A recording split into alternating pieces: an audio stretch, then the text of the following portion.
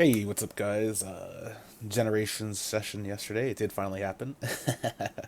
Just a little bit late to start. Uh, so I had gotten back into my game. The last thing that had happened was it was kind of like put on pause during a shifty period of I was getting ready to get back into research. So I did that, and there were basically 2 days had gone by. Cherim came out of the alcoves just as I was like winding down. I was pretty exhausted. She looked really bad. Like I guess like it's a very strenuous process when you're in there for a long time, which kind of makes sense. Like beaming information directly to your brain. She was like, I kind of overdid it and got a headache, so I fixed up her headache for her, and she was just like, oh, that's actually much better. And it's like one of those ones like it's crazy to have like that kind of instant relief like that.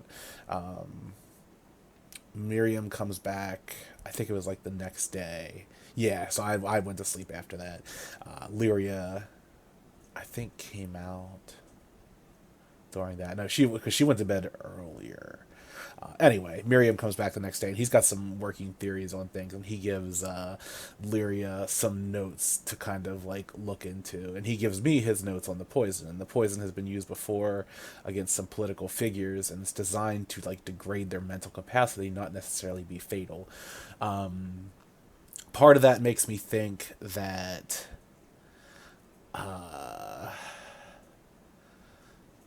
there is like probably some sort of like sacredness to life down here because they do have a much smaller population, and like they are like those exiles, so like maybe you're not looking to assassinate the dude outright, you're just looking to like make him unfit to serve in that capacity.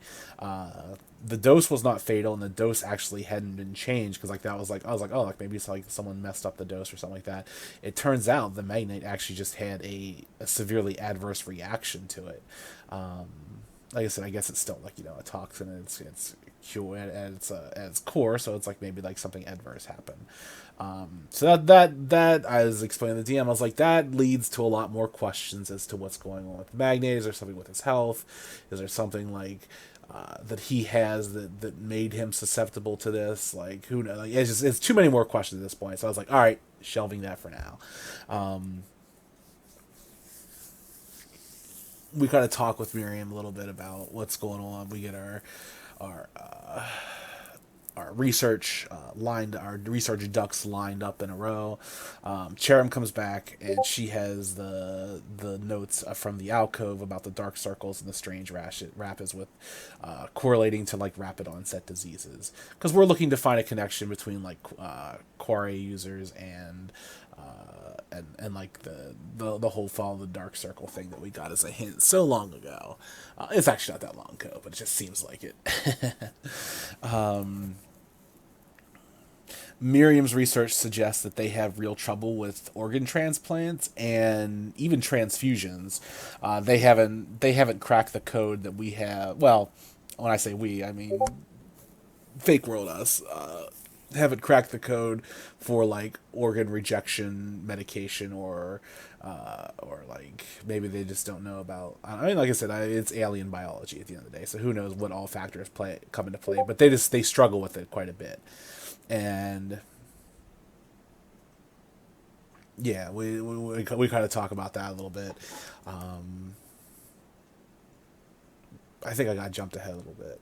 I did because we there was more like play session before that. Anyway, we'll get back to the organ thing in a little bit.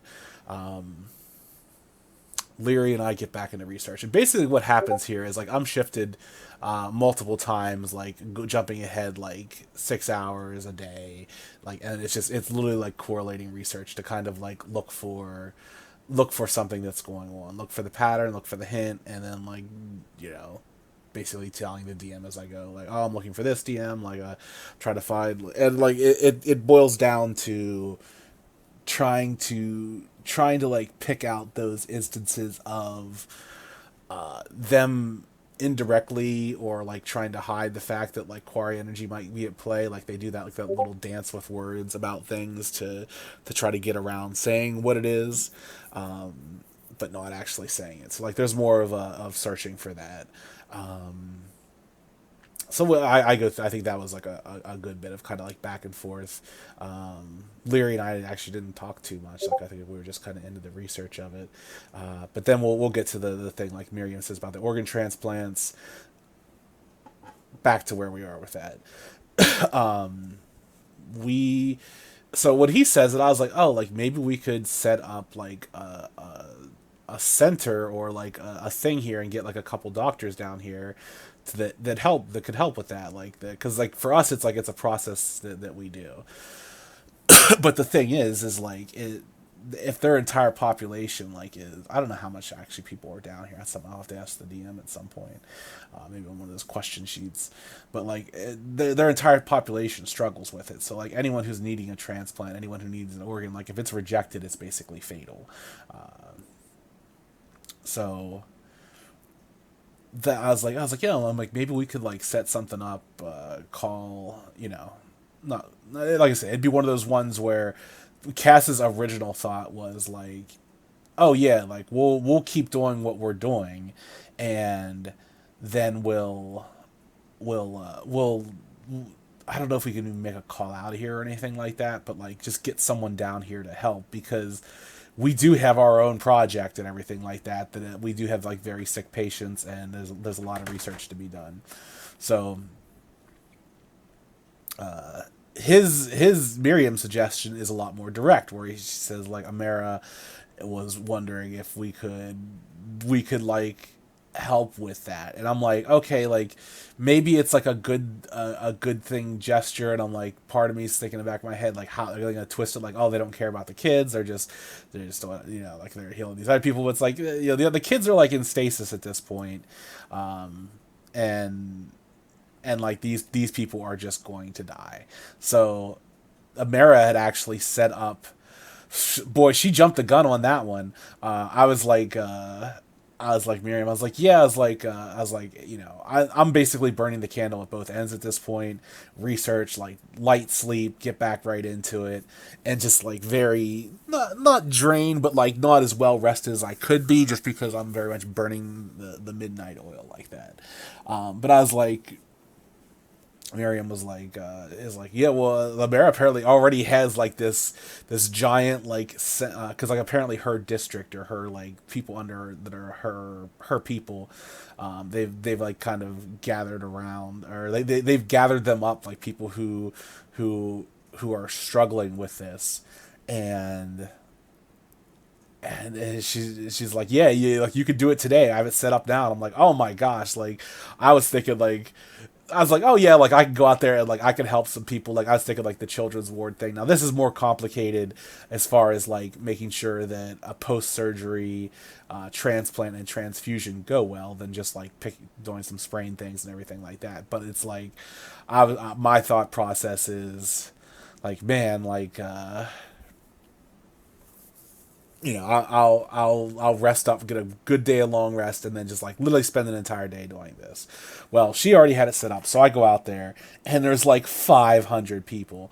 I gotta ask the DM just to be sure if there's 500 patients or there's 500 people, all working together with the patients. Like I know there's a good many of them are patients, but there is like some hospital staff. I'll have to make sure on that number, just for like the sake of clarity on my end.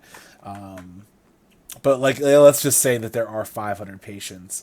There are some very critical ones that like might not make it through the night, kind of things, like where it's just like they're I don't know how far away they've been brought in from or anything like that, but it's not looking good for them. Like they basically are doing, the doctors are doing everything that they can for them down here. So I was like, all right, let's get to work. And I tell Miriam, I was like, because he's like, I didn't want to exhaust myself if something happened to happen with the magnate. Like that was his kind of duty. And he's like, it kind of hurt to not be able to do that. And I was like, well, I was actually thinking about this. If the magnate has kind of returned to normal health, like I never intended for you to like babysit him. It was more of a wait till like the worst of this is over, and then we'll move forward. We'll basically move forward with our research, because like I said, I basically need like the other set of eyes and research and everything like that. But here we are like with people that we can like actually help in this moment. Um, yeah, so I was like, yeah, well, we're gonna kind of like put a stay on you babysitting the magnate, and just go out there, help who you can, and I'm gonna do the same. So I got through. What was it? We got through. Miriam got through like two or three and conked out. I got through 17 and I'm just like, and I'm getting kind of washed at this point. And and then it's like I basically catch like a second win and get through four more, but at this point like I'm done for, like I can barely stand and everything like that, because it is like a very exhausting process. But then it's like I spend the better part of the day just doing this because it's like it's like the similar things of like a like in-depth like surgery kind of thing, but like it's also like has a mental and like spiritual element to it.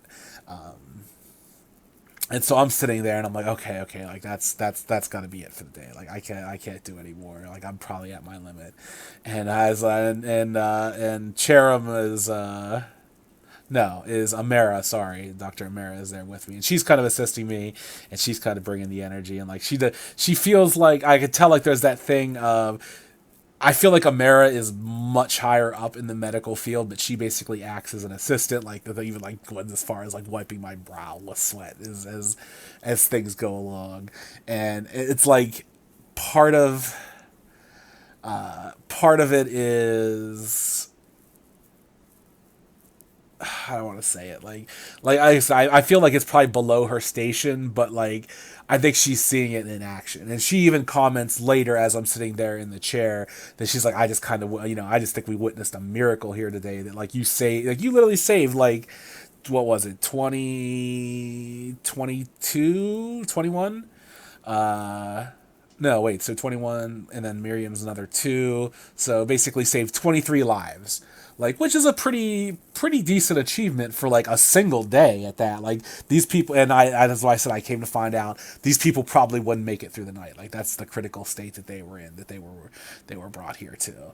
And so it's like, yeah, like that's a pretty big accomplishment, but there's still like three people that are like in that critical state. And it's like would you be able to sleep if you didn't like try to give it your all, even if like, and like I said, as I explained to the DM, I was like I explained to the DM like, well, I don't think Cass would basically go until he passes out and like try to push himself as far as he can, but like there's also that very reasonable part of him where he like kind of takes Amara aside and says, listen, I was like, I'm gonna be a little fast and loose with these patients because from what you're telling me, they might not live through the night.